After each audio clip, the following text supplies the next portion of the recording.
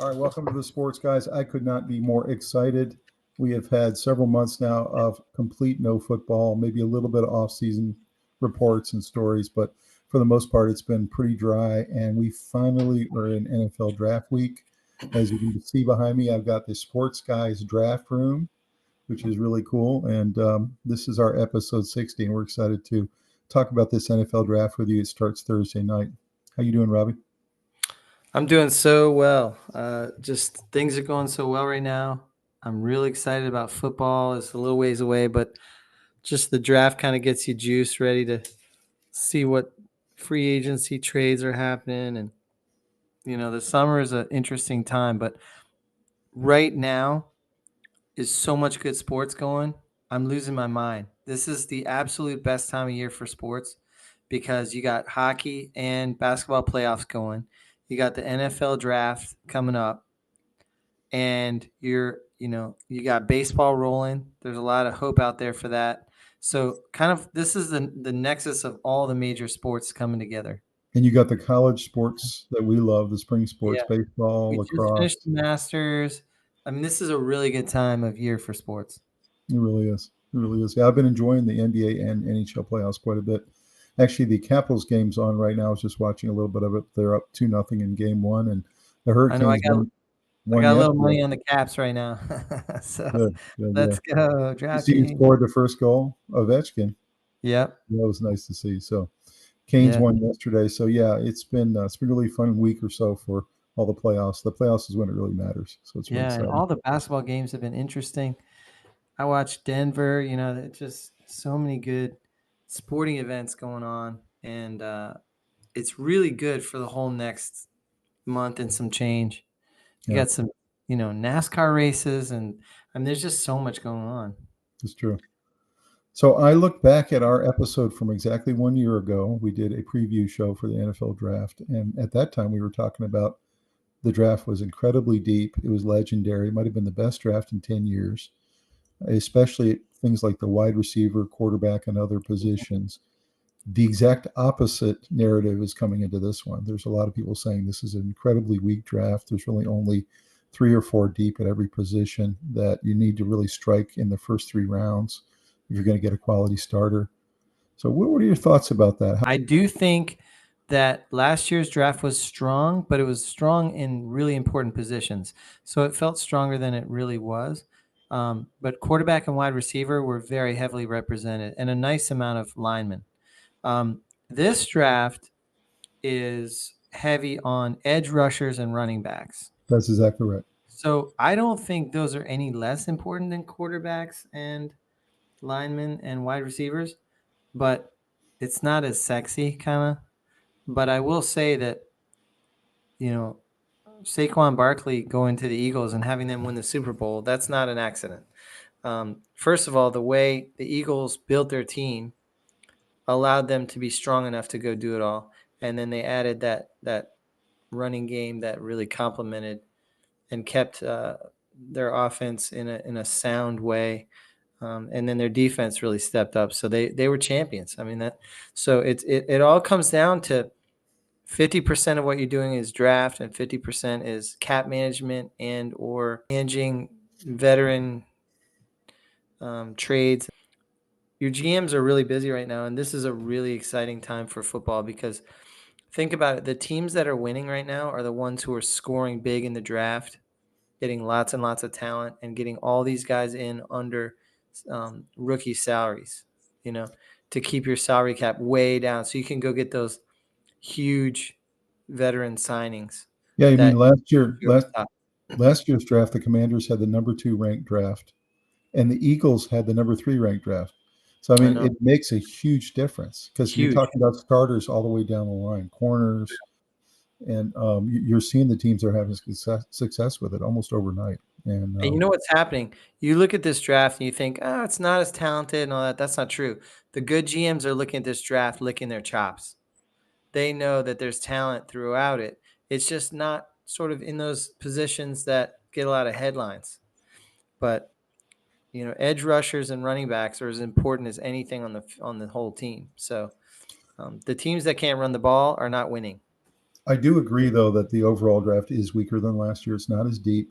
Um, and one of the reasons you and I said last year, and I still stick to it a year later, was that year a lot of guys had stayed fifth and sixth year, and there was just a lot more True. guys queued up at every single position. That's And true. so that draft was incredibly deep Mhm. because it had multiple guys who come out of the COVID era. True. But what was this draft like compared to 2 years ago? Probably better. This one's going to be better than 2 years ago. So, Mhm. I get it, but I think I was doing a list and I got down to the 25th best player in the draft, and it was Trevion Henderson. I was thinking, wow, that's a really good running back. Well, you know what? I looked at the running back list, and I'll show you here in a little bit. But I mean, a guy like Tootin from Virginia Tech, who you love, Oh, yeah. comes in as the 16th best back.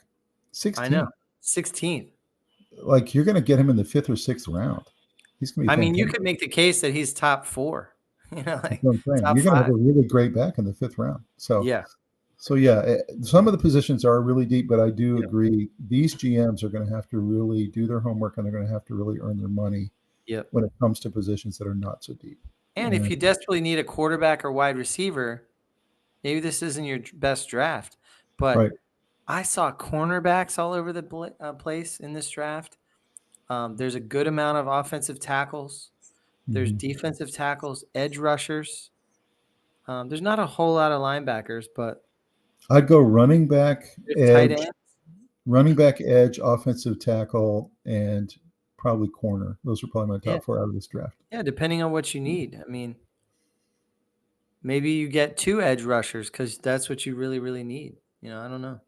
And what's funny is a lot of people knew this quarterback draft was not going to be as good as last year. So a lot of people Mhm. loaded up on quarterbacks last year. And there were people that were making moves in the past 2 years knowing that this draft was going to be weak at the quarterback position. So We'll they're see. teams that they look a year or two out and they really try to plan. I predict that a good amount of stars come out of this in at the quarterback position because they're not over drafting. They're not going to draft somebody in the first round that shouldn't be in the first round. They're not going to reach like that. So they might take a kid in the third round that last year might have been second round, um, And you won't play right away. You'll and sit not him play for a right year or away two. and ease his way in and ends up being an all pro. So I think there's a lot of talent in this draft. I think it's better than the last few years, except for last year. And I think that some of the position groups here are stronger than last year. This is definitely better for running backs and edge rushers. No doubt. And I think corners also. Corners. I'm seeing a tremendous amount of cornerbacks in this one. And some safeties and some other stuff, but some nice tight ends are up in there, and linemen that ran pretty good combine 40s and stuff. Hmm. So I think Did it's gonna be a really good draft. I think you said you and your boys watched a little bit of the combine. That was kind of a fun Yeah, experience, kind of leading up to it this. was fun. They had so much fun watching the big boys run the 40-yard dash. It's just rumbling down the thing, getting 5.12, which is fast as anything for somebody who's 330. But When I see some of the pass rushers getting 4.55, I'm like, wow, that's I know. they're only point 0.3 away from running backs. I know. Crazy. These big 290-pound guys. Yeah, there's a defensive tackle that ran faster than a third of the wide receivers, or something like that. Like it's some of these athletes are scary. Yeah, they really are. They really are. Well, let's go ahead and dive into this material. We got a lot of stuff for tonight, so we're going to go ahead and jump in. That All right, sounds let's good. take a moment to call out our sponsor for tonight, and that is DraftKings. We are so excited to partner with DraftKings. Rob and I both have used the interface and placed small bets over the last year since it's been legal in the state of North Carolina. It's a great interface. I love the app. I love placing small bets on games that make it a little bit more exciting. What do you think of DraftKings, Robbie? The same. I like to do a little bit of hockey, a little bit of basketball. I don't do huge parlays, but I know that a lot of people have fun with that. There's a lot of different ways you can use it, and I think it's really versatile, and it does add a lot of spice and juice to a fun game that you're watching. And I think it's a really cool thing. I know that it's relatively new. couple years where it's been completely legal in most states, and I think it's gone over so well. And uh, being sponsored by them is really, really cool. It is fun, isn't it? Just to have a little bit of juice on the game, maybe $20. It just gives it that little Yeah, extra, you know. yeah. It makes you sit on the edge of that, tied late in the game. It just feels like you're really invested. Or you have an over and you're 1 point away, you know, or something like that. Yeah. It's yeah, it's exciting. So guys, check out DraftKings app. You can download it from the App Store or whatever phone that you have, and put it on your iPad, your computer, or you can go to DraftKings.com and you can set up your account. And they have a match program right now. If you put $100 in, they will match you up to $100. So you can't beat That's a that. really good deal. Yeah, check it out. And we'll see you guys next time. See you. All right, this is our 2025 NFL Draft Preview, episode 60. You can see the guys who are the 4 premier names in the draft. You got Cam Ward, you got Travis Hunter, you got Shedeur Sanders, and you got Ashton Genty. Those guys are the premier names in the draft, along with the guy who's risen the highest in the draft so far, and that's Jackson Dart. They think he's going to go late first round now, potentially. And then, of course, Abdul Carter, a lot of people think is the best defensive player in this draft and could go as high as number 3 in this draft. So any thoughts about these guys and where you see them going and the impact they're going to have on the league next year? I think they have a tremendous amount of potential. Obviously, there's no way to tell if Abdul Carter is going to have a lot of injury problems.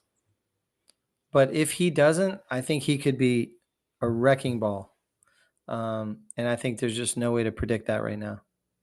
Is there a pipeline from Penn State directly to the NFL now? It seems like all these linebackers come out and they're just fantastic. Yeah. You know, he's following in On football. one of the boards, I saw Abdul Carter second, and Yeah. Tyler Warren is fourth. So they have Mhm. 2 of the top 4 players. Now, I don't necessarily agree with that order, but I mean, it's still interesting. Yeah, they don't know how to treat Tyler Warren because he's a lot like Brock Bowers last year, where they kind of intermixed him in ranking him with their wide receivers because he's such a weapon. And Yeah. he is a tight end, but he's kind of like he's a weapon. He's more than a tight end. And Yeah. I mean, it'll they be can run him. He can run the ball. I mean, like run the Tyler ball. Warren, he's He more goes versatile than Brock Bowers. he goes in motion. He can throw Slot. the ball. He I can mean, line up out wide.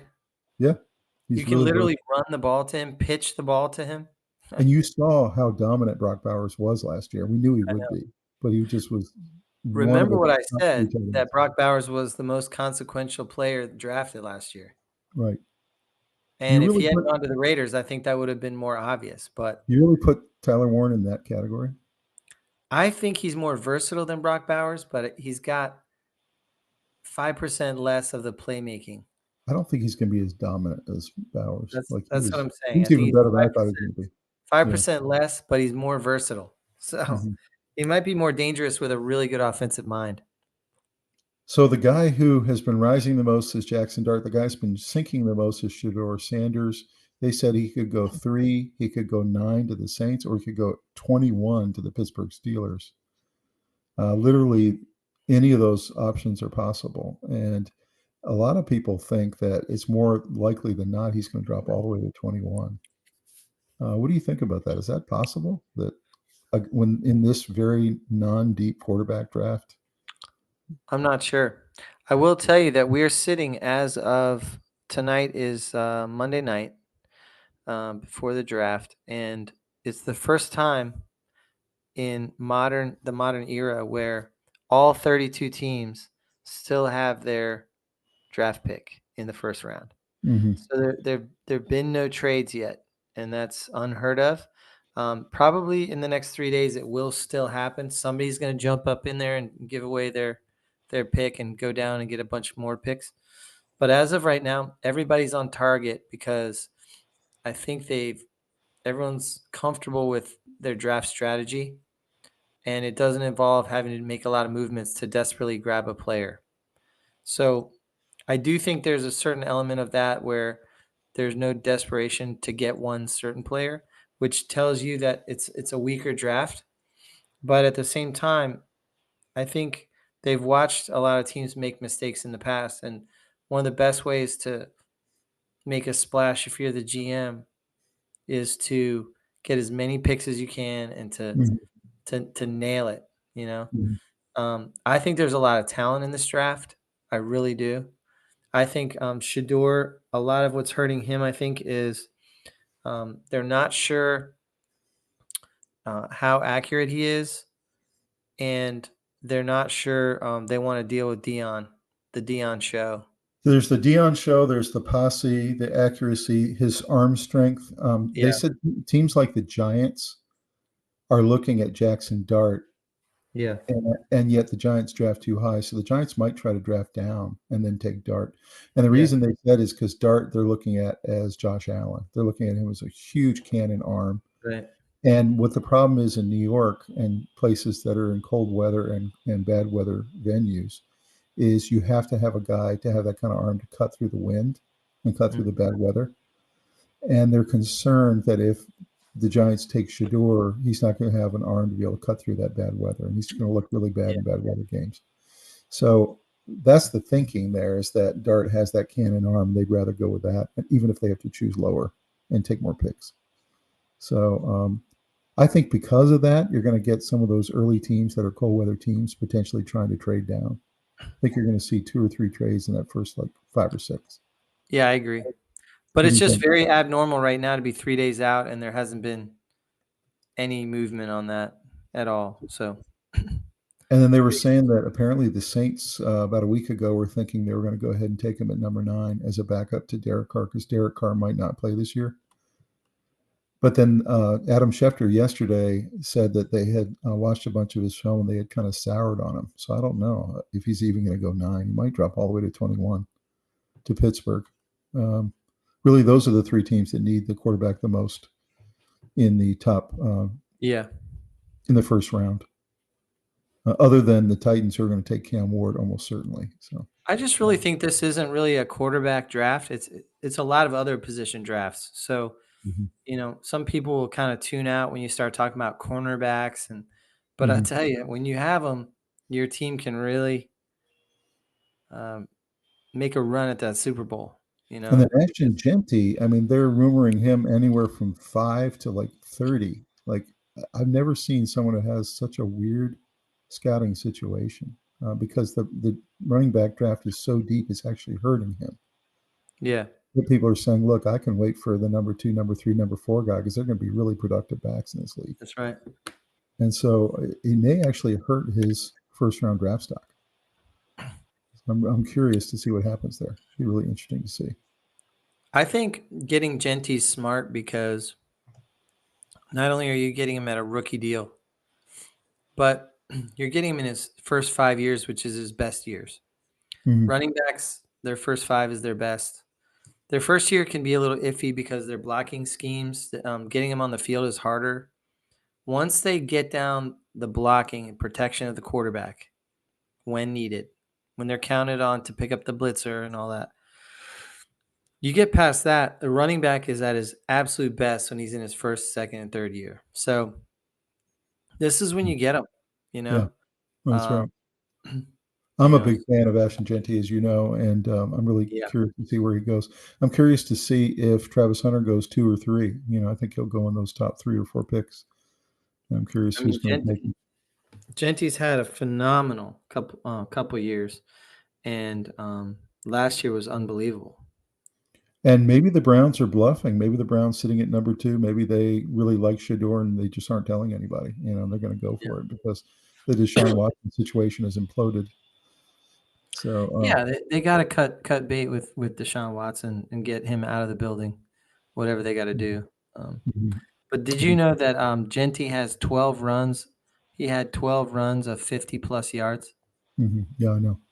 Every time he touched it, he could go. Yeah. He was so exciting. I was listening to commentators talking about Genty, and they said that every time they looked up, it was Genty for a 48-yard touchdown. And they looked up again 3 minutes later, Genty for a 49-yard touchdown. They're thinking, is that the same touchdown or is it like another touchdown? Like he was just absolutely phenomenal. And he was incredible. I mean, you're talking about it came down to Genty and Travis Hunter for the Heisman Trophy. So I mean, Those were the two best players in football. Right. And, they're not quarterbacks, and that's fine. But they were very special players. And I think if it hadn't been Travis Hunter this year, Genty would have been the player of the year. So, And I mean, Cam Ward was third. So, I mean, he's right up there. So yeah. he had a great year too. So looking at the NFL draft, the location, this year's draft will take place in the city brimming with football history, Green Bay, Wisconsin. So you're going to see these big scenes coming from Green Bay. The actual event will be centered around Lambeau Field home stadium, which is the Titletown district of Green Bay. So what are your thoughts about this being in Green Bay and being kind of Titletown? And, it's kind of a unique NFL city. It's exciting for them. They're fanatical football fans. They're the only team that owns their own team instead of some owner. The town owns it. So they have they're steeped in rich football history. And, the first 30 years of this event, they had it in New York City, Radio City Music Hall. Mm-hmm. And now they've decided for 9 years in a row to take it to a different city every year. And I think it's great. I think it really gives a lot of juice to those cities. They've had it in Cleveland. And I just think Green Bay is going to be a fantastic host. I'm excited about it. Yeah. So we got our first round Thursday night starting at 8:00. Friday, you've got rounds 2 and 3. And then Saturday, you've got rounds 4 through 7, which goes on pretty much all day. So if you're a real football addict and can't wait, that is the lineup and the times you want to be at the TV looking. Let's go. I can't wait. Let's look at the quarterback class. You got Cam Ward, number 1, Shador, number 2, Jackson Dart, 3, Tyler Show from Louisville, 4, Jalen Milroe, 5. I'm not sure about that. He's very talented, but he's very erratic. So I look at Milroe as a real project. He's a project. Will Howard dropped. He was 3 about 3 months ago, and he really had a bad camp and a bad combine overall. And so he's dropped a bit. Quinn Ewers, who is talented and sometimes doesn't show up in the big spots. That's the big rub against him, but definitely a talented player. Could be a good quarterback with the right quarterback whisperer. Dylan Gabriel, I thought was interesting, dropped all the way down to 8. I thought he would be a better prospect than that. He's dual threat. Kyle McCord, a really fantastic player. He thought about coming back to try to improve his draft stock, but decided to go ahead and jump in. He's ranked number 9, and you got Riley Leonard at 10. So any of these guys you think too high, too low? I think Milroe's too high. I think Dylan Gabriel's too low. Me too. I really like him. I think you could get you could probably get him in 4th or 5th round now. Otherwise, I think that's pretty accurate, to be honest. So if you're a team, you've got a quarterback, but he's getting a little long in the tooth, would you go take a Dylan Gabriel or a Kyle McCord and develop him for 2 years? Yes. Because Kyle McCord could be a really good quarterback. Yeah. He just needs seasoning, essentially. I'd get a Gabriel, Ewers, or McCord and just have him sit there and learn how to be a pro, Mm-hmm. Riley Leonard, of course, also a very mobile quarterback. Yeah. Could be a good player. He needs a lot of seasoning, maybe the most of all these guys, which is why could be career backup kind of thing. Career backup, or maybe borderline starter. A couple other guys to look at here. Curtis Rourke with Indiana had a really nice season last year. He really came out of nowhere. Nobody was talking about him on the radar until last year when he really had that breakout year with Indiana. Mm-hmm. And then Seth Hennigan with Memphis, who's also a good dual threat quarterback. So these are kind of edge guys you could probably get in the 6th or 7th round, kind of like a Brock Purdy, and maybe catch lightning in a bottle with. So any thoughts about these two guys? No, I think, I thought Rourke showed a lot of good leadership on that Indiana team, steadied the ship, and really got a lot out of that talented special group they had. And Hennigan's got a lot of potential, very raw, very much about potential, and we'll see. So all of the breakdowns I've seen in terms of the 7 rounds is that probably 8 of these guys get drafted, maybe 9, and then the other guys who don't get drafted end up getting added to a practice squad and are development right. quarterbacks. So who do you think, or how many do you think of these guys are really starters in the NFL? Starters, Yeah, I'm saying over the next 3 years. top 6 maybe, Top 6. or Okay. 6 of the top 10, somewhere in Okay. there.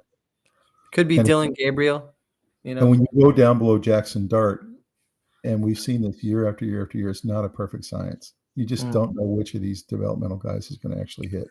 I'll tell you, I saw Jackson Dart look amazing, and then in the bowl game, I saw him throw 3 straight picks. One of them was called back, and one of them was dropped, Mm-hmm. and one of them was picked off. That was a disaster, you know. So I saw If him he's make got a good mistakes. quarterback coach working with him, he's got all the talent. Yeah, He really he's does. got potential to break out of that and unlearn it, but He can make all the throws all over the field, and he's he's not protected. as ready as a lot of scouts are saying. I think you're probably right. I But would think I like to have him in my quarterback room learning? Yes. maybe 6 of these guys are starters, maybe, and in terms of long-term starters, probably like 4. Long-term meaning like starting for 10 years, like 3 Mhm. or 4 potentially. It's just so hard to pick these guys and It develop them, is. and so many of them go to bad franchises, so they end Yeah. up So flushing their careers they get down the. broken and misused and thrown in before they're ready, and yeah. And then they're a backup by the time it's year 3, you know what I mean? Yeah. They become Zach Wilson, you know. Exactly. Interesting. Looking at the running back class, of course, Ashton Genty is really in a class of his own. He's got a 93 grade, which is really high. It's almost about as high as you can get. The one concern with him is that he's 5'9", so he's a little shorter and kind of a bowling ball type athlete. I will say that he averaged 31 carries a game. He's used to being a workhorse. So, He's and not going to get to NFL and not be used to the contact. what was amazing to me is he's both a battering ram and a speed guy. He's both, Yeah. and he Yeah, breaks a lot of they were tackles. interviewing coaches, and they said, what was it like to try to defend against Genty?" And he said, "On film, you could tell he was fast, but when you saw our guys trying to tackle him, it was next level. Like He it was breaks a lot of tackles. So I mean, he's he does, but he also avoids a lot of tackles. He mhm. just can accelerate past your guy trying to line up the tackle, you He's know? also smart, so he'll pick up 20 yards and then he'll get out of bounds, so he doesn't Yep. take the big hit. So that's huge for his health. Just a fantastic player. I'm so pumped to see him play. We'll see what happens. And he has Their 9 fumbles in the last 2 seasons. That's His pretty good. comp is LaDainian Tomlinson. Yeah. So I mean, if he reaches that level, you're talking Pro Bowler, multiple year Pro Bowler. Mhm. Obviously, the Heisman Trophy winner, runner up. So looking at the guys 2 through 10, you got Hampton with North Carolina. A lot of people think he's just as good as Genty and has some advantages. He's a little bigger and maybe a little more durable. We'll see. Then the 3 and 4 guys we know very well from Ohio State, the national Mhm. champs, Trevion Henderson and Judkins. Those 2 guys are Mhm. both fantastic. I think they're going to be really good backs in this league. Oh, yeah. Caleb Johnson from Iowa, really good back, had a solid career, stayed all 4 years. Cam Scatabo came out of nowhere this year, Arizona State, being compared to John Riggins, but a little faster, a little more elusive. I was watching some of his tape. Everyone thinks he's just a battering ram. It's not true. He's very elusive. Yeah, Like he's he was quick. avoiding tackles. And he was also the highest high jumper out of the running backs. Like, he's an Yeah. athlete too. When you try to tackle him, he goes right through the tackle. But Yeah. when he actually avoids the tackle. So that kind of surprised me. Number 7's the guy you love, Dylan Sampson from Mhm. Tennessee. I think he'll be a very good back. Devin Neal from Kansas. We saw him absolutely dominate the last couple games of the year. It was amazing. He had a couple 3 touchdown games. DJ Giddens with Kansas State's a really good back. And then Jordan James had a fantastic career with Oregon. Any of these guys you see being immediate starters? I think it's hard to say with running backs because to get on the field, you have to be able to protect the blitz. So How many it of these really top comes 10? down to who studies the playbook and really learns the blocking techniques, whether you get on the field or not as a rookie. How many of these top 10 do you think are starters sometime during this year? And then how many do you think are kind of long term going to be real studs in the league? I guess you could say. More than half I over the think so. next 2 years. I mean, you're Um, agreeing with the experts that this is a great running back class. I yeah, don't think there's any doubt. yeah, This class is going to impact the NFL for a couple of years. yeah. I agree. And running is back. All the teams want to run more now. It's So, it's a little more back than it was for sure. yeah, yeah. I say 6 of the 10 will probably be significant starters this year and into the next couple of years. And you'll probably have a couple guys that maybe take a little longer to develop. So we'll see. A guy like Giddens or Neal or Jordan James, some of those lower guys might take a year or two before they get some playing time. We will see. So looking at 11 through 18, you got R.J. Harvey, UCF, Damian Martinez from Miami, LaQuint Allen from Syracuse, Trevor Etienne. I was really surprised he dropped all the way to 14 when he has that Etienne blood from Georgia. I think he could be a nice pickup in like the 5th round or something. Brashard Smith had a really nice year with SMU. He was really impressive. So again, you could get a really nice back there. At 16, the guy you love, Tootin, Virginia Tech. Yep, So you could probably pick him up in like the 6th round. I would. Be a really nice pickup. Woody Marks and Jaden Blue from Texas, who also had a really nice career. It could be Blue nice. had a great year. Maybe get him in the 7th round. So what are your thoughts about this next set of guys and some of the value there? A lot of value right there. A lot of talent. You can wait till the 6th or 7th round, get a really good running back who could start for you. Right.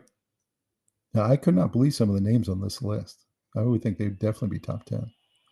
Etienne, Smith, Tootin. Yeah. I'd be really tempted if I don't get Ashingenti or Hampton to just wait and pick up other things I need that are more scarce this year. And then wait for, day 3, round 4, round 5, go get my guy. That's how deep this class is. So we shall see. Mm-hmm. So the wide receiver class, not anywhere what it was last year. It's led by McMillan from Arizona. We kind of tracked him all season. We talked about him a bunch of times. He's 6'4", 219. He can play the X. He can play the outside. He can be a slot guy or an outside guy. He's got speed and power, and he breaks tackles. He's got a 90 grade. He's the only guy that they're saying is a can't miss in this current wide receiver class this year. So somebody's going to get a really fantastic starter out of McMillan. What are your thoughts Yeah, about this? he's a great guy. I mean, a really fantastic candidate. Obviously, he's got the height. He's a former volleyball player, and his leaping ability is ridiculous, and it really serves him well when he's doing high pointing balls. He had back-to-back seasons of 1,300 yards, so he had consistency, and he averaged more than 15 yards of reception. Mm-hmm. So, and he had a 304-yard game last year. So I he remember that. just Yeah. he made a good statement why he should be in the pros. Had a huge impact. Did not play in one of the top 2 conferences, so there's a slight concern there, but not for me. I know that some people are always trying to find something negative, but the only negative would be that he didn't play in the SEC or the Big Ten. But to me, this guy is just, I do think he's can't miss. I think someone's going to get a great player.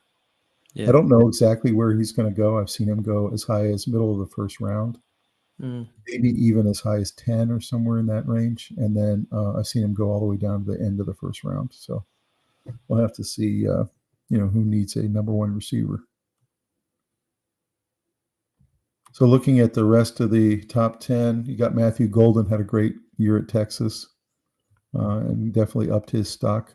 Jaden Higgins with Iowa State.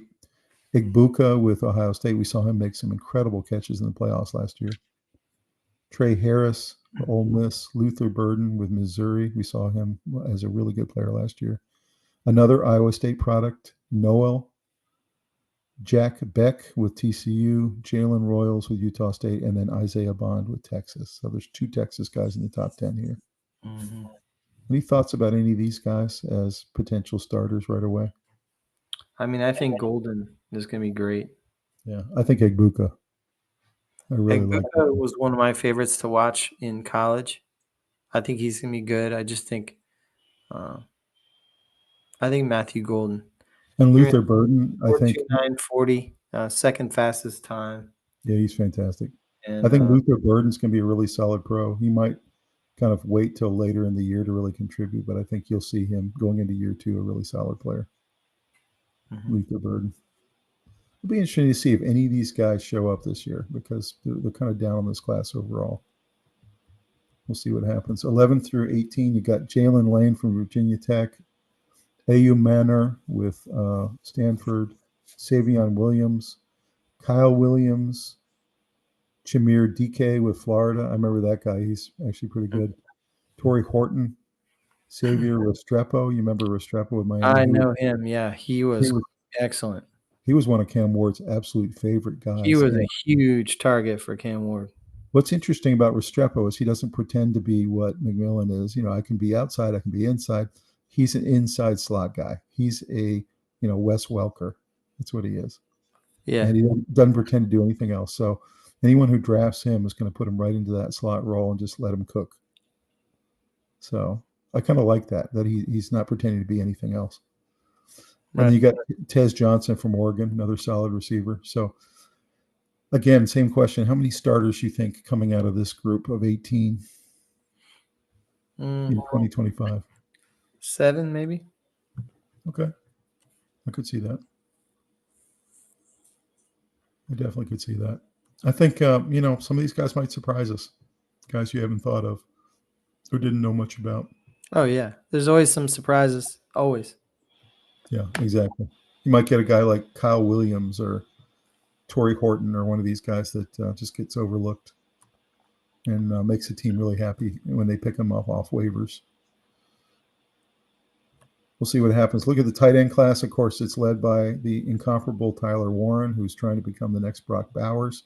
He's got a 93 grade, which is one of the top grades in the entire draft. He's 6'6". He's one of the best players in the draft. When you're talking 6'6", that's just dominant, What are your thoughts about this guy?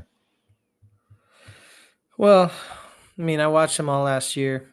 I was amazed by him. There were two players that came out for me that jumped out from just watching, and that was Tyler Warren and Scatabo. Those two kind of came on the scene for me. I didn't know much about them, and they just blew me away with what they did on the field. Mm-hmm. So, do you think that the new versatility? You think the new college football format has highlighted these guys even more? Doesn't it feel like it's put a lot of these guys on even a bigger stage with a college football playoff? Or is it just me? I think so. Because you're getting so many more consequential games at the end of the season that everyone's watching. Yeah. Like, I wonder if he had had this much hype in a previous year when you didn't have the college football playoff. Probably not. Yeah. I don't think so. I'm really excited to see this guy play. I think he's going to be very, very good. I don't know if he'll be quite as dominant as Brock Bowers, but like you said, he's very usable in different situations. He's like a Swiss Army knife. So it's going to be fun to see whoever picks him up, work him into the offense. So the next set of list here, you got Colston Loveland with Michigan, Elijah Araro with Miami, Mason Taylor, LSU, Terrence Ferguson, Oregon, Gunnar Helm, remember him with Texas? He had a great year. Yeah. And Harold Fannin with Bowling Green. So those are your 2 through 7 guys. And then 8 through 12, you got Jackson Hawes, Mitchell Evans with Notre Dame. They always put out a good tight end every year. Jalen Conyers, Luke Lachey with Iowa, and Thomas Fidone with Nebraska. So any of these guys you think might jump up and have a contribution this year?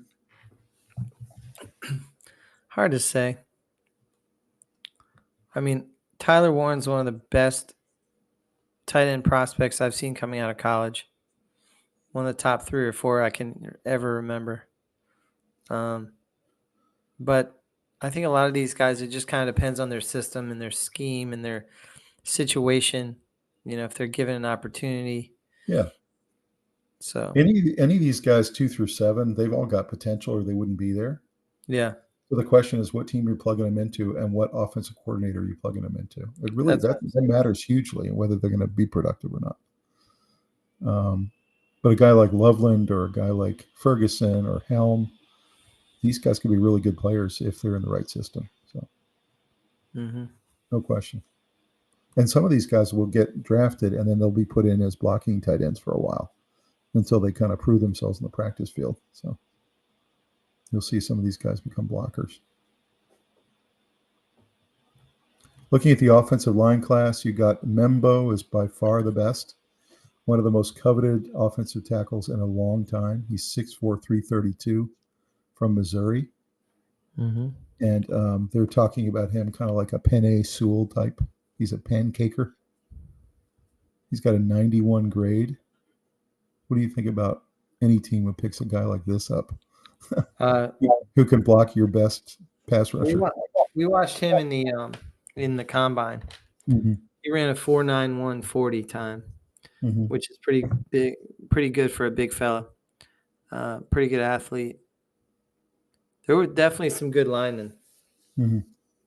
He's really athletic. I don't know that he's far and away better than 3 or 4 other guys, but he's one of the best ones. I mean, someone's going to get a very good tackle when they draft this guy. Yeah. And he's going to be their left tackle for a long time. That's what it looks like. So speaking of some of those other guys you're talking about, Kelvin Banks, you got Will Campbell. He's really a fantastic tackle with LSU. Josh Simmons, Josh Connerly, Ozzie Trapillo. You got Ursary. Cameron Williams is another guy for Texas. Charles Grant with William & Mary. And then Anthony Belton with NC State. So any of these guys you think might contribute right away and get drafted kind of high? I think Will Campbell. Will Campbell, definitely. I think there's some teams that might draft him first on this list above Membo. Yeah, I have him on my list. He's higher. Yeah. 6'6", 319. The problem with Campbell is they're saying that his arms are a little short. But they think they could convert him to a guard. But you could see Banks getting some playing time this year. You could see Simmons being a really good pro. Some of these guys are going to be really good players for a long time. You get drafted in the first or second round, you're expected to start. That's just how it is. Yep. Looking at the next list here, you got in the center position. This is a pretty weak center class, but the guy who's the cream of the crop is from Georgia, Jared Wilson, 6'3", 310. You can just plug him in, start him from day one. And then at the guard position, it's Tyler Booker from Alabama, 6'5", 321 for guard. It's just unbelievable, some of the size of these guys. So what do you thought about these two guys getting drafted? I think they're good candidates, honestly. How'd you like to plug in a 6'5" guard? It's usually like a tackle size. Crazy. Yeah, they're always athletic too. I see both of those guys as solid starters. I see Membo, Will Campbell, Banks, Simmons, all these guys. There's so much need for offensive linemen. These guys are all going to be drafted pretty high, first, second round. So, a pretty talented class this year. Looking at the edge position, you mentioned this is a really stacked field this year, and I completely agree. But the cream of the crop, of course, is Abdul Carter, 6'3", 250. This is a guy that everyone thinks is a can't miss. He's a 94 grade. Some people think he's the best athlete in the draft, period. Yeah. Even above Travis Hunter. The problem is he's nursing 2 injuries, shoulder injury and a right foot stress fracture. So is he brittle? We don't know. It's a good question. He does. He looks pretty lean, so Yeah. they're gonna try and bulk him up. Is that gonna put too much pressure on his ligaments? If he stays healthy, he could be a game wrecker. True. There's just no doubt. He'll be in the backfield a lot. So you look at the next 2 through 10, you got Mikael Williams, really good player from Georgia. James Pierce, there's a lot of teams very high on him from Tennessee. Shermer Stewart, Mike Green, Ezekaro, Jordan Birch, Oladeo, Nick Scarton, and then Landon Jackson. So that's your top 10 in terms of edge. Any of those guys you've got your eye on, really like? Michael Williams, Mm-hmm. James Pierce. This guy's grayed out really high. No doubt. Yeah, some of these lower guys will get drafted probably fourth round. They'll be projects, but some of them can be really productive. It's the same thing. It's not a perfect science. So you might get a Jordan Birch or one of those kind of guys coming out of nowhere. A really solid edge.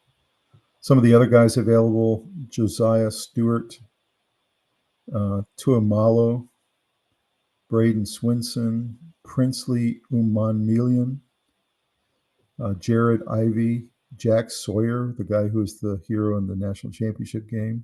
Be fun to watch his career. Yeah. Ashen Gillott, and then Tyron Ingram Dawkins with Georgia. And they were saying he could be a sleeper because you could get him really late, like 5th round, 6th round. And he's real fast. And he's real lean.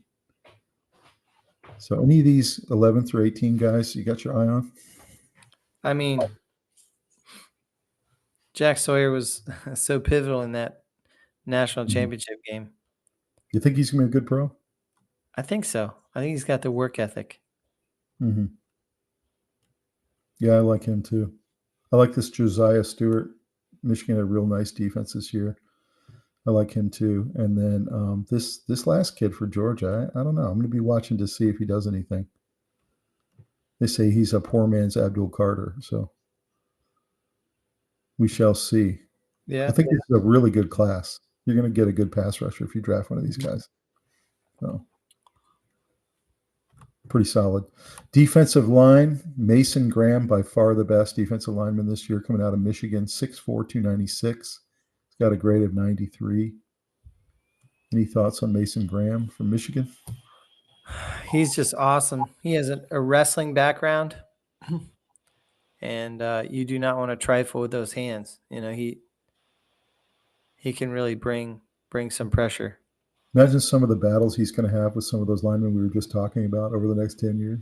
There going to be some really inside hand battles going on. Yeah. He's a fantastic player. I watched his film. I was really impressed. I didn't know much about him, but wow. Yeah. Yeah. He's He good. is incredibly dominant. He had a lot more sacks than most D tackles do because he's just always there. He's always in the backfield and causing. Well, wrestling teaches you all kinds of balance and aggression, controlled aggression. In tackling. Yeah, skill set. You know, how to handle yourself, tackling, all kinds of things. So I wonder why more wrestlers aren't linebackers. They'd be because they're such good tacklers. Yeah, mindset. Mm-hmm. That's right. Looking at 2 through 10, you got Derek Harmon, Walter Nolan, Kenneth Grant, T.J. Sanders. I remember him at South Carolina, really solid player. Darius Alexander, Norman Lott from Tennessee, Alfred Collins, Joshua Farmer, and Tyleek Williams from Ohio State. He has a couple nice plays in the national championship game. So any of these guys you think could be immediate contributors? Hard to say. Probably the top 3 or 4 guys. Mm-hmm. I think Sanders. I really liked him at South Carolina. I think he's got the work ethic and he has a little chip on his shoulder now because he'll probably go 3rd or 4th round. So he could be a nice value there, I think. We shall see what happens. 11 through 18, you got Ty Robinson, Shermer Turner, J.J. Peaks, Jordan Phillips, Deion Walker with Kentucky, Vernon Broughton with Texas, Ty Hamilton, and Aeneas Peebles from Virginia Tech. So again, these guys will be kind of reach guys you get in 4, 5, 6, 7 rounds. Any of these guys potentially come out of nowhere and be starters right away, or are they just depth guys, do you think? I mean, I think it's possible because you just never know who's going to take the NFL and who's going to shine in camp and everything. But most of these guys are going to be for depth. I think so. You'll get starters out of those top 7 probably, or 8. Those will be starters, and the other guys are depth. So fun to look at these names because we're going to be watching them all year to see what kind of contribution they make. For sure.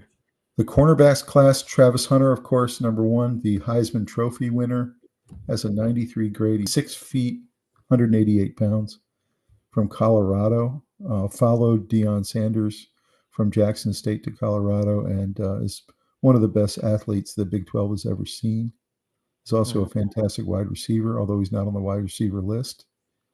So what's your thought about Travis Hunter? What kind of pro is he going to be? I mean, he's a special player. He's the Shohei Ohtani of college football. He said he's not going to play if they don't let him play both, and I think they probably should. I definitely would. I mean, he played every single snap of every game. I mean, I've just never seen anything like it. Yeah, it was wild.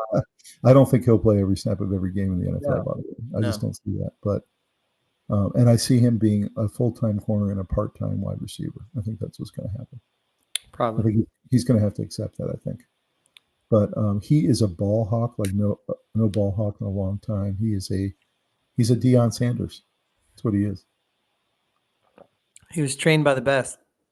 Do you see him being flashy like that in his NFL career? Not like Deion, but like dancing and stuff. Yeah, maybe. I don't know if he can do the Deion act, but he doesn't have quite the personality. But I see him being pretty flashy, like when he makes a big play. I'd love for him to be on my team, the Panthers. Yeah. Looking 2 through 10, you got Jaden Barron. Will Johnson was a really good player the last 2 years with Michigan, including their national championship year. Maxwell Hairston, Thomas, Trey Amos, Benjamin Morrison, Darian Porter, Siobhan Revel, and Quincy Riley. So it's everything I've read is this is one of the better classes in this draft is the cornerbacks. Because you guys are pretty solid. So you'll get probably 6 or 7 starters out of this potentially, I think. Yeah, I'd say easily. Mm-hmm. Yeah, these are solid guys. Looking 11 through 18, you can probably get some value here too. Jacob Parrish, Upton Stout, Dorian Strong with Virginia Tech. They've got 4 guys set to go on the defensive side of the ball, which is pretty impressive for Virginia Tech. Kobe Bryant, Zy Alexander, Jalen Smith, Tommy Hill, and B.J. Adams. So, again, you think this list is mainly depth guys? You get the 11 through 18 guys? I don't think so. I mean, yeah, they'll help with depth, but I don't think you frequently have this many corners. Mm-hmm. You have to get one, basically. Yeah, I know that previous years they've been kind of slim pickings. There's like 5 or 6 guys that are draftable, and everyone's just desperately trying to get one of them. And this is unusual to have this many that are draftable. And it's going to be exciting to watch. I think a lot of teams will go for one. You can't have enough corners. You literally can't in the passing age. Yeah. Linebackers, you got Jalen Walker from Georgia as the top guy, 6'1", 243, and he's just sideline to sideline kind of guy. 92 grade, really fast, strong, great tackler, wraps up, can pass rush. You can play him at edge or linebacker, either one. Apparently, the Carolina Panthers, my team, are very much interested in him at number 8 and are thinking about playing him as a stand-up linebacker, kind of like a Kuechly or a Thomas Davis, where he can play both linebacker and edge. What are your thoughts about this guy? He's awesome. He led Georgia the last 2 years in sacks, and he's a wrecking machine. You know how some guys pop off the page? He popped off the Yeah, page every Georgia game. He always and made he's one of the few guys who's good against the run and the pass. right. He had a Most couple guys plays. specialize. He had a couple plays every game that you're just like, wow, that guy's incredible. A couple wild plays. So, question with him, and this is the write up, is that he's fantastic and he's really great, and yet he does occasionally take plays off. So they're worried there may be a little bit of Jadeveon Clowney in him, Yeah, but I think with the right coaching staff, they'll prevent that from happening. The taking plays off thing. yeah. You can't really tell a kid's character and work ethic entirely, but Mm-hmm. just get a feel for it. Yeah, if he's a character guy or not. Yeah. Looking at 2 through 7, Jihad Campbell, Carson Schweisinger, Demetrius Knight, Chris Paul Jr., Barrett Carter, and Danny Strutzman. So these are all really solid linebackers. Everyone seems to need a linebacker this year. So I have to Yeah, think a lot of these guys are going to go top 3 rounds, or maybe top 4 rounds. These are really solid options. You just plug them right in. They're all really good players from good programs. And then 8 through 12, you got Cody Simon, Mondin Jr., Shamar James, Jeffrey Bassa, and Cody Lindenberg. Again, all from really good programs. So I have a feeling you're going to see these 12 guys for a long time in the NFL. They're all going to either be starters or be depth guys. Any thoughts? I think that I didn't feel like this was a really heavy linebacker core for the draft, but there are definitely some players here that can impact. So I take it back a little bit. Mm-hmm. I don't think it's super strong, but I think there's some solid guys here. Maybe edge starters kind of guys. Yeah. And those top 4 will probably be really good players, maybe Pro Bowlers. Most likely. We'll see. So looking at the team needs, the Titans, their biggest needs are QB, obviously. So they're likely to take Cam Ward. That's what everyone thinks is going to happen. They also need edge, wide receiver, linebacker, and safety. So that's their needs in priority order. The Browns also need a QB to fill in for the Deshaun Watson disaster that happened the last 2 years. They need offensive line, edge, running back, and wide receiver. So they have a lot of needs right now in Cleveland. But the question is going to be, do they take QB at 2, or do they wait and take one of those later guys in second or third round? And people really don't know what Cleveland's going to do this year. It's going to be really interesting to watch. New York Giants, their QB, OL, QB, offensive line, defensive line, linebacker, and wide receiver. They need everything. I mean, they're one of the worst teams in the NFL. Yeah. As we talked about, if Shador drops to them, they may pass on him because they're likely going to try to trade down and try to get Jackson Dart later in the draft because they like that big arm. Yeah. Makes sense. So that's going to be the question. Everyone's wondering, is he going to go 3? Is he going to go 9 to the Saints, or is he going to go 21 to the Pittsburgh Steelers? So that's the intrigue of this draft. A lot of people think the Browns are going to go Travis Hunter. So we shall see, which, by the way, doesn't meet any of their stated needs, really. New England Patriots are the other place they're talking about Travis Hunter potentially going, playing both roles, cornerback and wide receiver. They need offensive line, defensive line, wide receiver, running back, and tight end. But they're also just devoid of speed right now. And so the Patriots are going to try to take speed guys all across the board, kind of like Miami did a couple of years ago. Yeah. It's good strategy. It is. The Jaguars, defensive line, cornerback, safety, offensive line, and wide receiver, they're pretty devoid of talent right now. They need everything. I'm surprised they don't have wide receiver, and wide receiver for Trevor Lawrence, who they have paid the max contract to, $55 million a year, and he's essentially has no one to pass to. So, and offensive line, I mean, he's just on his butt all the time. So we'll see what they do. Las Vegas Raiders also have a lot of needs: running back, wide receiver, cornerback, offensive line, and linebacker. So they're sitting in a situation they need all those things. They did go get Geno Smith, so they feel like they've at least short term solved the quarterback problem. And so now they're just trying to fill people around him and create a better defense. Jets, offensive line, wide receiver, tight end, safety, and defensive line. I don't know why they didn't say quarterback. Because of the Aaron Rodgers implosion, they're now in a situation where they got kind of temporary fill-in kind of guys, but nobody who's the long-term solution as of now. So interesting that they're in that situation. A lot of people think they may mid-season trade for Kirk Cousins, just as a stopgap for a year or two, but we'll have to see if that happens, or maybe even right before the season it might happen. Panthers, they need edge, number one by far. Jadeveon Clowney last year was okay, but they just didn't get the pass rush or the pressure they need.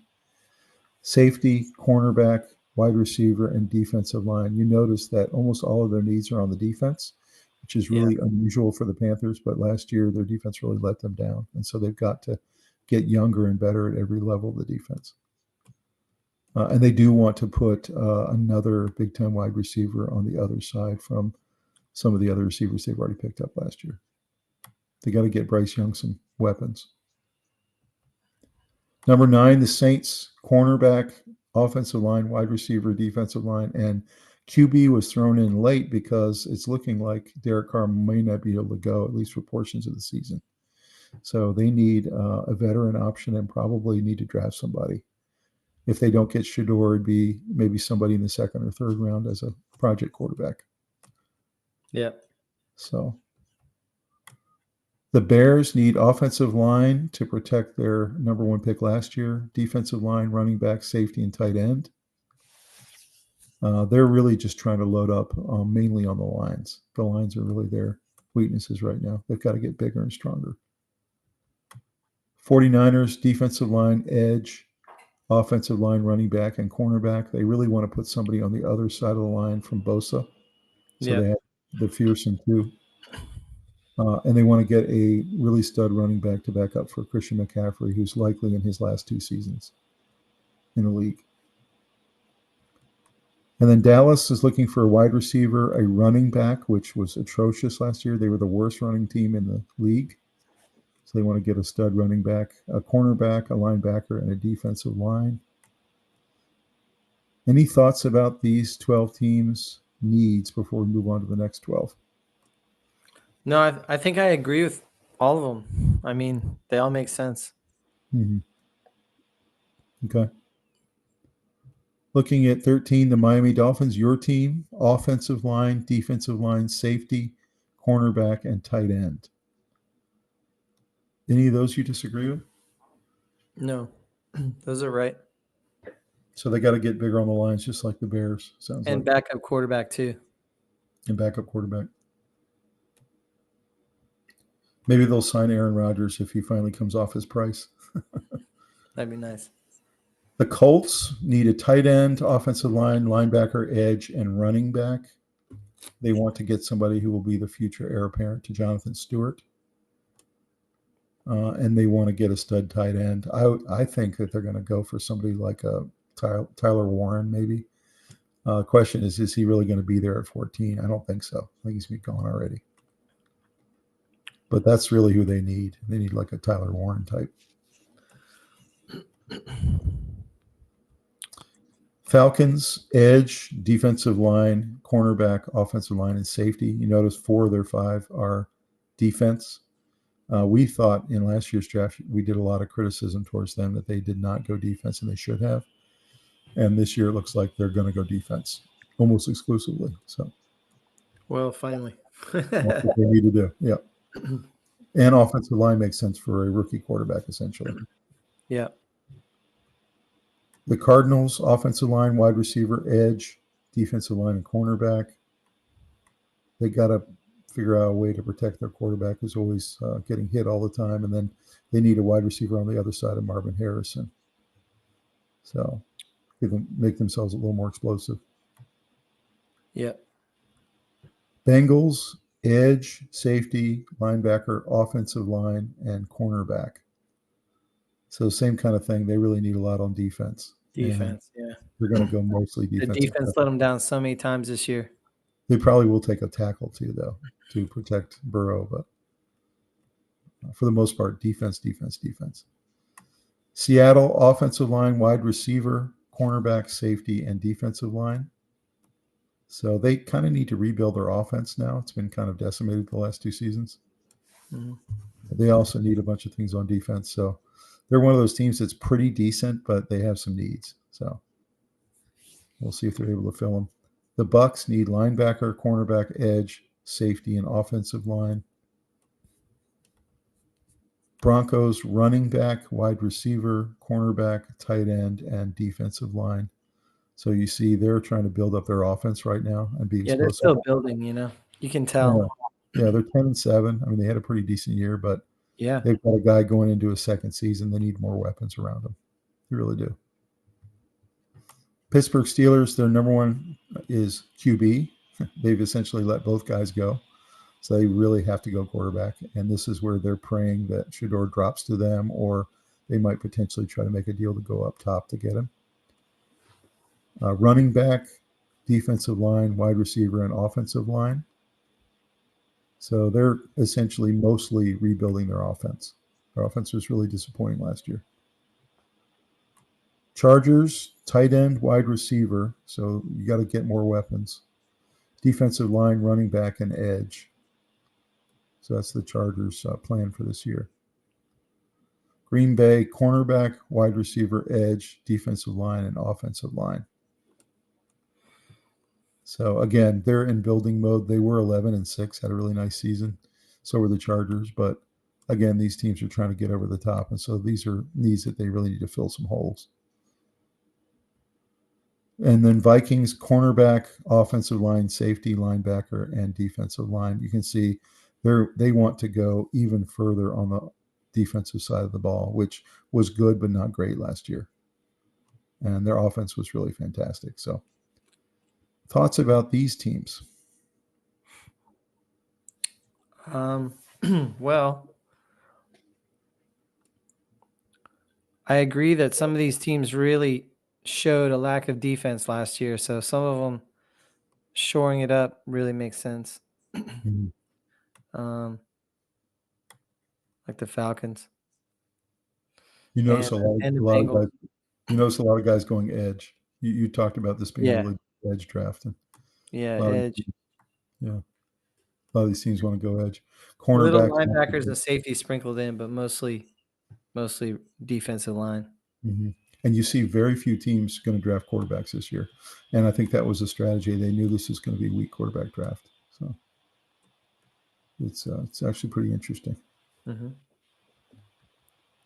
So the last couple teams here, Houston needs offensive line, wide receiver, defensive line, cornerback, and safety. So they're going to be first two needs offense, and then the rest of them defense. Continue to try to build that 10-7 record. The Rams also sitting 10-7, linebacker, cornerback, offensive line, tight end, and wide receiver. So they're still trying to build some guys around Matthew Stafford, who re-upped for 2 more years. And they've had some losses at the tight end and wide receiver position. So they need to get deeper. The Ravens, offensive line, cornerback, safety, defensive line, and edge. So they're essentially saying the Ravens are going to go mostly defense. Their style is to kind of ground and pound on you and to have a defense that doesn't give up a lot of points. And sitting at 12-5, they had a couple of disappointing losses in the second half of the season, and they don't want that to happen again. So yeah, load up on defense. They didn't play their best football going down the stretch. No, that's right. Yeah. The Lions don't have a lot of needs, but the ones they have on the board: edge, offensive line, safety, defensive line, and wide receiver. So maybe trying to get a guy on the other side of St. Brown. Mm-hmm. I really love the Lions, how they built that squad, and I have to think they'll get a couple other good players this year and keep filling them in. What do you think about that? Yeah, I think they're the best. I think they're the best team in football beside the Eagles. Mm-hmm. I The do way they too. build the roster is just so good. Commanders had a surprising year, run all the way to the NFC Championship game, beat the Lions in the playoffs. They need edge, cornerback, wide receiver, safety, and offensive line. I actually agree with all those. Mostly defense, I would say. They've really got to keep getting the defense more stout Yeah. to compete in the NFC. The Bills at 13-4, cornerback, defensive line, wide receiver, edge, and safety. So mostly defense. I thought that was really surprising, other than getting a top wide receiver. They're going to go mostly defense. I think they had some pretty significant injuries on offense last year, so I think that's right. They need more defense than anything else. Mm-hmm. The Chiefs, the Super Bowl runners up, defensive line, offensive line, edge, safety, and wide receiver. And I found that interesting that they really do, even though they were 15-2, they really have some needs. They kind of were maybe the worst 15-1 team I've ever seen. Yeah, me They too. have some real holes. And I trust this organization to fill some of these gaps.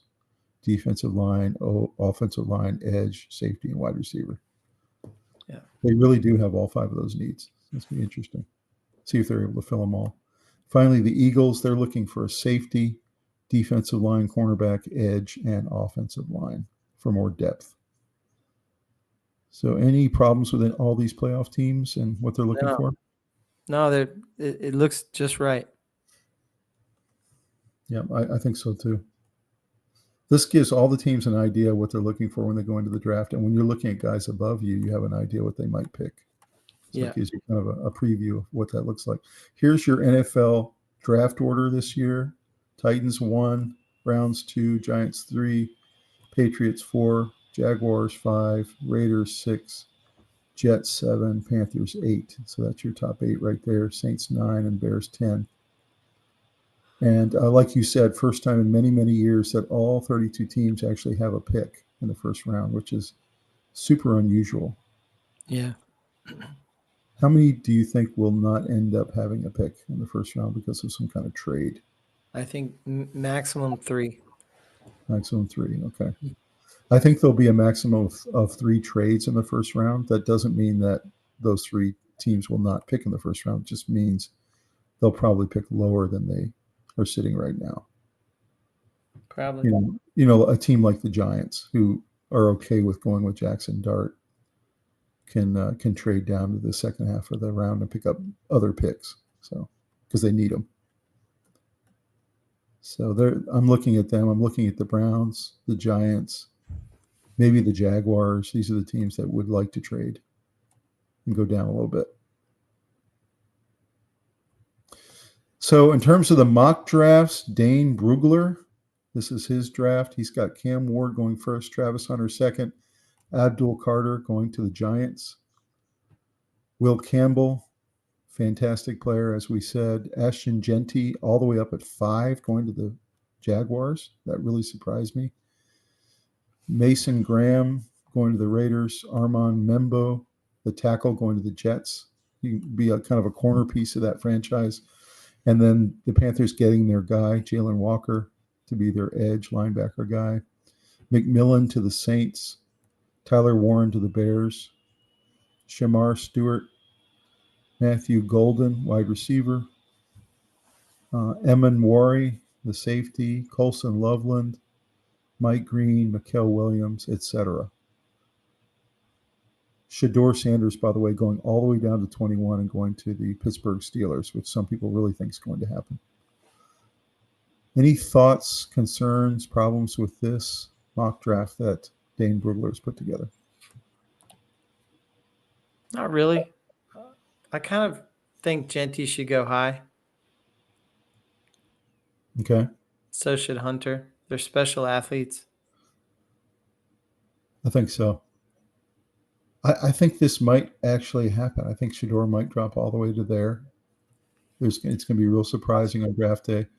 Washington getting Egbuka and putting him on the other side of Scary Terry. I like that. Yeah.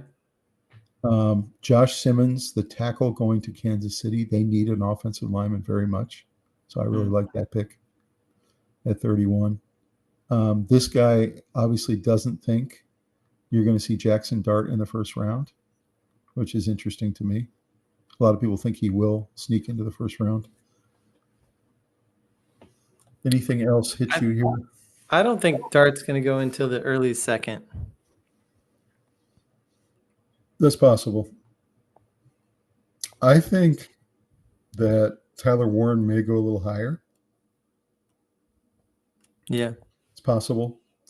I like McMillan being the first wide receiver taken. I do like that. Otherwise, I agree with this. I think the Giants are going to wait for their guy in top of the second round, and they're going to go ahead and get who might be the most explosive game wrecker in the draft this year. That's Abdul Carter. So this looks pretty close to me. I think if I did a mock draft, it'd be really close to this. Yeah. So this is the one from Full Press Sports. They got Shedeur Sanders going at number 1 after the Raiders trade up to get the Titans' number 1 pick. You talk about a shocking situation. That'd be wild. The Raiders going to get him and taking on the Dion show in Las Vegas. Cam Ward then would drop to 2, and the Giants would switch 1 spot with Cleveland and go get Cam Ward. You've got the Jacksonville Jaguars unable to resist. They trade up 2 spots to go get Travis Hunter. The Patriots sit in 4 and don't go anywhere and take McMillan to be their wide receiver of the future. The Panthers can't resist going to get Scarton, who's a really fantastic player, at the edge position. Titans go down to 6, take Kelvin Banks Jr., a tackle. Mason Graham to the Jets. Will Campbell, a really great player, goes to the Cleveland Browns as one of their offensive line corner pieces. The Saints take Abdul Carter. He drops all the way to 9, which, by the way, I don't think will happen. Bengals take Will Johnson. Cowboys get their guy, Ashton Genty. Chicago Bears, Wyatt Milliam. Colts take Malachi Starks, etc. So any problems with this crazy draft with lots of trades? I mean, I think Tyler Warren's too low. Mm-hmm. I do too. Egbuka's too low. Mm-hmm. Jalen Walker's too low. There's some good players in there that, are going to make a big impact first 2 years. Warren's too low. Jalen Walker's too low. Josh Simmons is too low. Yeah, there's a couple guys here. And I don't see this happening. I don't see the Raiders essentially getting rid of their next 2 or 3 drafts by going up to get Shedeur Sanders at number 1. If they went up to 1, they would take Cam Ward, I think. Yeah. Any smart executive would. And do I see 3 of the top 4 picks trading out? I don't see that happening. No. This is a little crazy, but it's interesting. Interesting to think about. The next one's Ben Standing. He likes Cam Ward. He likes the Browns to go ahead and take Shedeur at number 2 since they need a quarterback and not wait. That means Travis Hunter drops into New York's lap. Abdul Carter goes to the Patriots. Mason Graham to the Jags. Ashton Genty to the Raiders. They very much covet him. They want him very badly, and they're praying that he drops to 6. Membo, the tackle, goes to the Jets. Panthers get their guy Jalen Walker, who they really want. Tyler Warren becomes the Saints' tight end of the future. Mikael Williams, Will Campbell, Matthew Golden, Barron, Loveland, Stewart, and Campbell. Anything you see here that is surprising or you don't think will happen? Not really. I see here Jackson Dart goes to the Giants at 24. That means they trade up from the second round into the first round to get their second pick for the first round. That means they would get Hunter and Dart, which would be kind of interesting. What would they give up to get that pick? A lot. To go from the top of the second up to 24. Yeah. Multiple picks, I would think. I think McMillan is way too low here at 25. That's not going to happen. Josh Simmons is way too low. Otherwise, I think this is feasible. This could definitely happen. The top of this draft. Very close. The Certainly thing you possible. can't really gauge is the trades. So That's right. So this one's from Pro Football Focus. This has Shador going to the Raiders at number 1 again. Another big draft splash being made by the Raiders. Cameron Ward then going to the Browns at number 2. Travis Hunter to the Giants. Abdul Carter. Will Campbell. McMillan to the Titans as their wide receiver. Jackson Dart to the Jets. So they would go way out on a limb and take him at number 7. Mikael Williams, the edge, goes to the Panthers. Will Johnson, Mason Graham, Tyler Booker, Derek Harmon. Anything that you see here that is kind of surprising or you disagree with? no, not really. They also have Jalen Milroe going to the Steelers at 21, which I think is not going to happen. That's way too high for Milroe.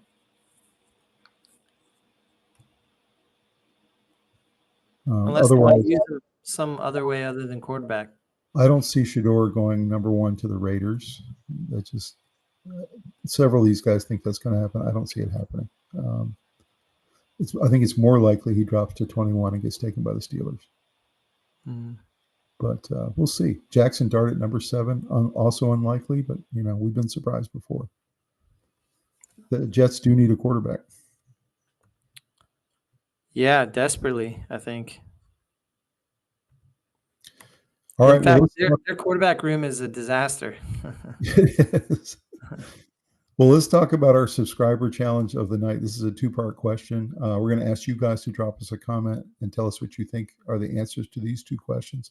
Rob and I are going to give our answers as well. The first one is, how many quarterbacks and how many running backs will go in the first round? So, Robbie, what are your thoughts? I think 3 quarterbacks. Okay. Much less than. And I'm going to say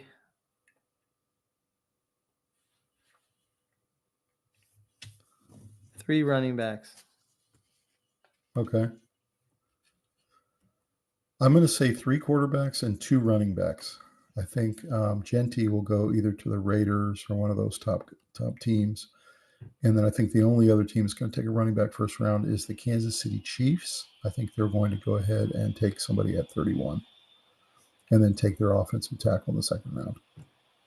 So I've got 3 and 2. So you guys drop us a comment. How many of you think are going to go QBs and RBs in the first round?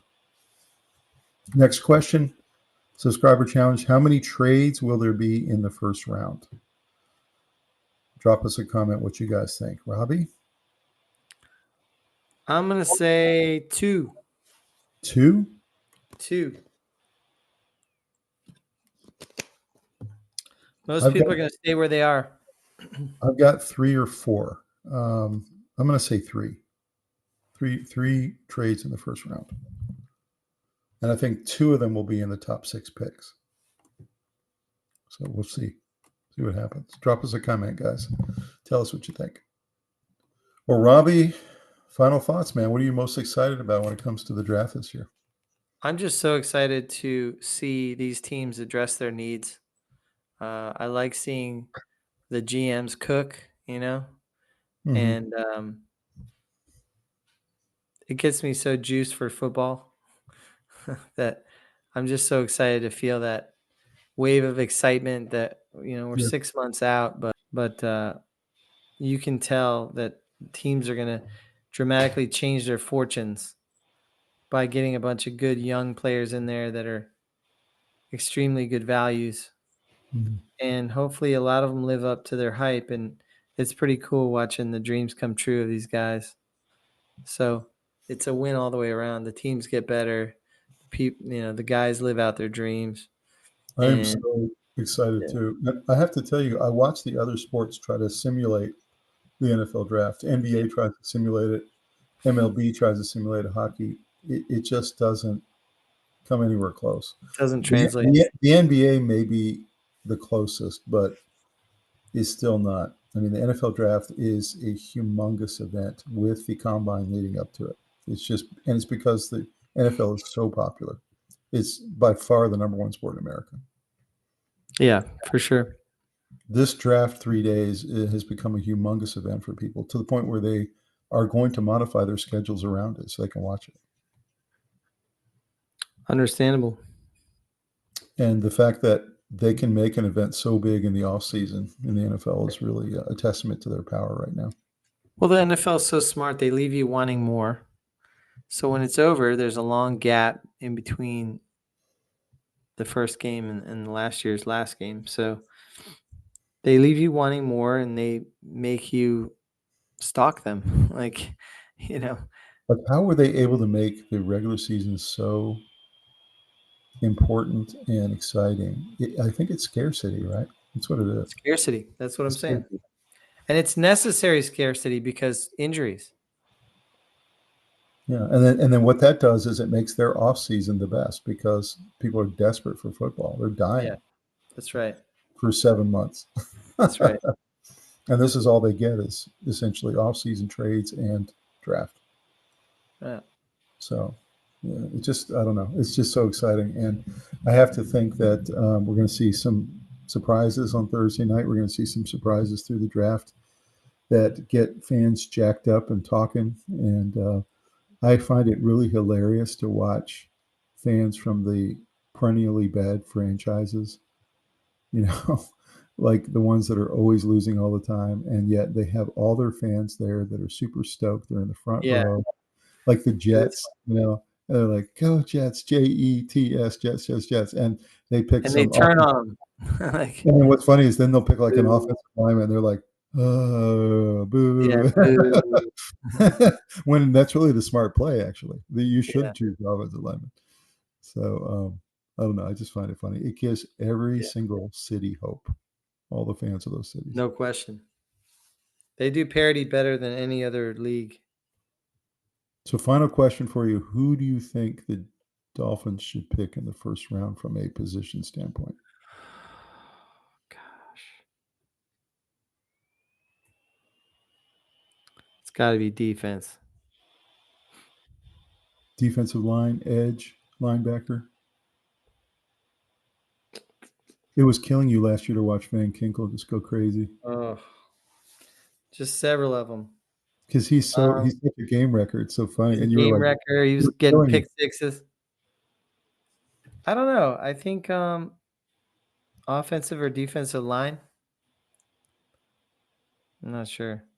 Panthers is definitely edge. I mean, I think they're locked in on that. It's going to be Mikael Williams or Jalen Walker, one of those guys. Yeah. And then I think they will in the first 3 rounds take a wide receiver as well because you've got a couple of their older guys who are kind of long in the tooth and probably going to be gone after next year. Adam Thielen, this will probably be his last season. So you got to go get the young number 1 receiver. Yeah, for sure. Well, I am super stoked for this draft coming Thursday. Guys, drop us a comment about what you're most excited about for your team. And definitely like this video and subscribe to the channel. And we got some great stuff coming your way. Hopefully you've had a chance to see a couple of our last couple of episodes. We've had some really cool people on, and it's been a fun ride, but we're finally back to talking about football. Yeah, we've had a lot of good content, some interesting sport-related topics. We got more of that coming. We've always got, strange sports on the horizon, and we did bocce and some other things. We're having a great time. Really enjoying going through these different sports with everybody. So please like and subscribe. Come join us on the journey and have fun with us. Give us feedback, comments. We love to get information from the people that are listening to us so we can listen back. And a lot of times there's brilliant ideas out there. And I just want to encourage people to share them with us. And a special call out for our weekend update episode next week. We're going to have a couple special segments there. We're going to be talking about the results of the NFL draft. So that's going to be great. And then we're going to be talking about the results so far of NHL and NBA playoffs. And Yes. we're going to have a special mailbag segment for you, which we haven't done in 3 weeks. So be looking for that as well. And we're real excited to bring that to you, and can't wait for it. Let's do it. Well, guys, have a great night, and we will see you next week on Sports Guyz. Have a great one. Thanks for joining us.